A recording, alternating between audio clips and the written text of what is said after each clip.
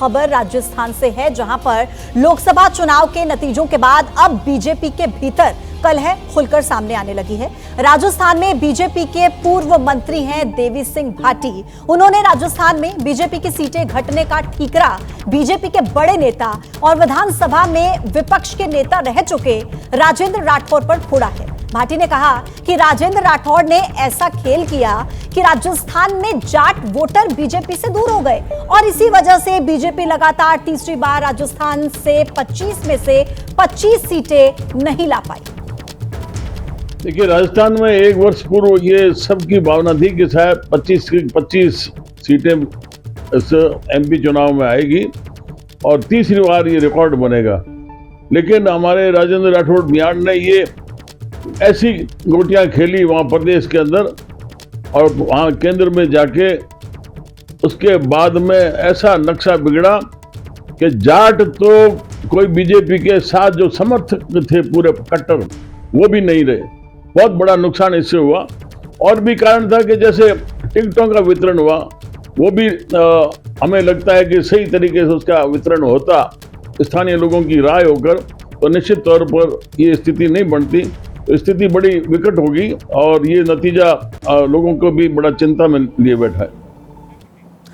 अब देखिए, ऐसे में एक सवाल उठ रहा है कि पहले उत्तर प्रदेश, अब राजस्थान, बीजेपी में आखिर क्यों इतना घमासान?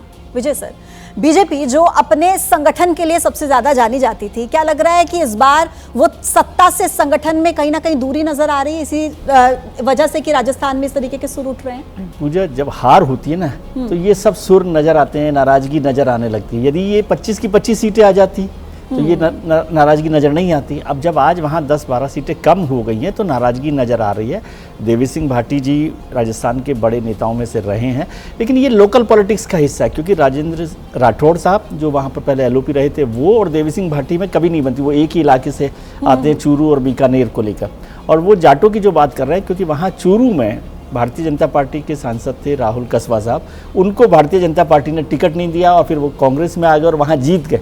तो उसको भी एक बड़ा मसला बनाया और ये सच बात है कि वहाँ पर जाटों की बड़ी नाराजगी भारतीय जनता पार्टी को झेलनी पड़ी है, उसका नुकसान यहाँ पर हुआ है। हालांकि राजेंद्र राठौड़ साहब को हरवाने वाले लोगों में से भी इन्हीं में से बहुत सारे चेहरे थे, तो उसका हिसाब उन्होंने यहाँ पर लोकसभा में किया है। तो वो पॉलिटिक्स है। लेकिन यदि अब राजस्थान के संगठन को बहुत मजबूत माना जाता था, लेकिन पिछले 5 साल से जब से वसुंधरा जी वहाँ से हटी हैं एक तरह से, खासतौर से इस चुनाव से, विधानसभा के चुनाव से, तब से वहाँ पार्टी का कोई बड़ा दमदार दावेदार या नेता नहीं है जिसकी कोई सब लोग सुनते हों। अब वहाँ सब अपने अपने गुट बनाकर चल रहे हैं और भारतीय जनता पार्टी के दिल्ली की लीडरशिप को वहाँ पर कोई एक बड़ा नेता नजर नहीं आ रहा और वसुंधरा जी उनकी पसंद नहीं है। ठीक है, अभी सर आप कुछ कह रहे थे। मैं ये कह रहा था कि जो भाटी साहब का कहना ये है, अखबारों में भी उनका बयान प्रकाशित हुआ है, उनका कहना यह है कि राहुल कसवा का टिकट जब चूरू से काटा गया और वो गलत काटा गया, उनका कहना है वो बहुत लोकप्रिय थे, जनता में काम कर रहे थे, सफल थे, लेकिन उनका हाँ नहीं, उनको टिकट काटा गया।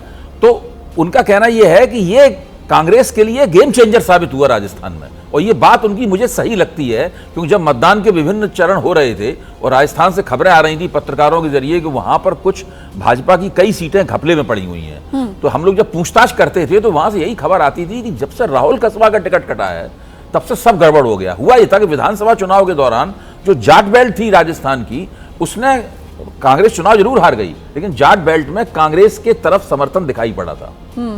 अब लोकसभा में वो समर्थन और भी ज्यादा मजबूत हो गया राहुल कसवा का टिकट कटने से।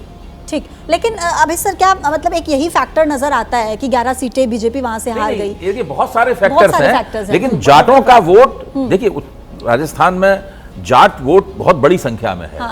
और अटल बिहारी वाजपेयी ने जब जाटों को आरक्षण दिया था तब से वो कांग्रेस का पाला छोड़ के भाजपा के पाले में आया था, लेकिन अब वो फिर से कांग्रेस के पाले में चला गया है और पहले विधानसभा में गया और फिर लोकसभा में चला गया। जाटों ने कई इलाकों में विभिन्न जातियों के साथ मिलकर जो अपने समीकरण बनाए वो कांग्रेस के पक्ष में झुके हुए थे। कहीं वो मीणाओं के साथ जुड़ा, कहीं वो किसी के साथ जुड़ा, इस तरह करके वो कांग्रेस के पक्ष में समीकरण झुक गए। अच्छा विनोद जी, ये तो जो नए नए मुख्यमंत्री राजस्थान के हैं भजन लाल शर्मा, उनके लिए भी अग्नि परीक्षा थी ये वाला लोकसभा चुनाव? तो देखिए, अग्नि परीक्षा तो हर मुख्यमंत्री के लिए थी, मोहन यादव के लिए भी थी और भजन लाल शर्मा के लिए भी थी।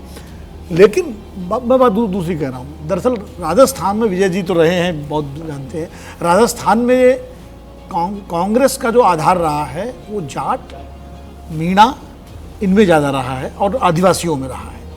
भारतीय जनता पार्टी को जब सरकार बनी उसकी अभी, तो उसने अपना जो सरकार बनाई उसमें कहीं भी जाटों को और इन वर्गों को उचित प्रतिनिधित्व तो नहीं मिला। उन्होंने हालांकि ट्राइबल में एक बांसवाड़ा के कांग्रेस के नेता को तोड़ करके उनको चुनाव भी लड़ाया, वो हार गए वहाँ, और बाप पार्टी से समर्थन गठबंधन किया कांग्रेस पार्टी ने।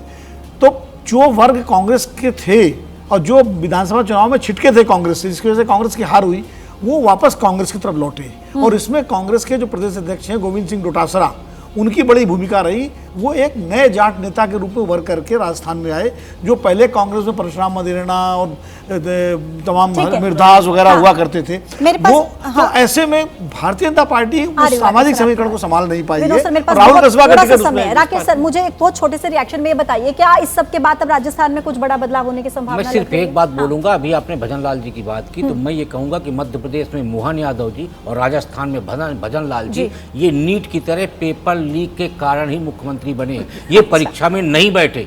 इसलिए उनके इस असफलता और सफलता को लेके उनको श्रेय देना, ये विफलता का ठीकरा फोड़ना बिल्कुल ठीक नहीं। अच्छा, और बदलाव हो सकता है सर? बदलाव क्या होगा? वसुंधरा जी को हटाने का मतलब वो सोशल इंजीनियरिंग बहुत अच्छा करती थी जाट और राजपूत के बीच में, और वही सोशल इंजीनियरिंग बिगड़ गई।